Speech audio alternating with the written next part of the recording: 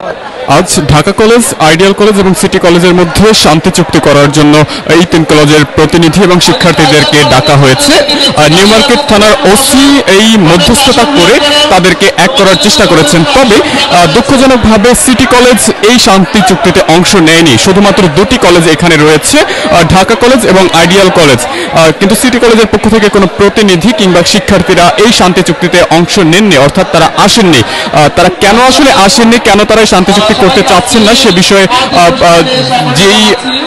যিনি মধ্যস্থতা করছেন অর্থাৎ নিউ মার্কেট থানার ওসি তিনিও আসলে বলতে পারছেন না। তবে তিনি বলছেন যে তিনি অনেকটাই আনন্দিত যে দুটি কলেজকে অন্তত এক করতে পেরেছেন এবং তাদের ভেতরে আজকে শান্তি চুক্তি হবে সেটি নিয়ে তিনি বেশ উৎফুল্ল এবং আনন্দিত রয়েছেন। তবে তিনি চেষ্টা করেছেন যাতে তিনটি কলেজই একসাথে হয়ে আজকে শান্তি চুক্তি করানোর জন্য। তবে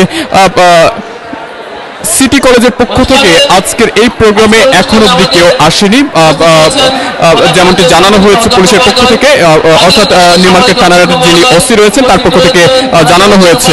আর আমরা এখন এই মুহূর্তে যেমনটি দেখতে পাচ্ছি শুধুমাত্র দুটি কলেজের শিক্ষার্থীরা এখানে রয়েছে, ঢাকা কলেজ এবং আইডিয়াল কলেজের শিক্ষার্থীরা, এবং তাদের ভিতরে একটি উৎফুল্লপূর্ণ আমেজ আমরা দেখতে পাচ্ছি। তারা দুই কলেজের ভিতরে সমঝোতা করার জন্য একমত রয়েছেন।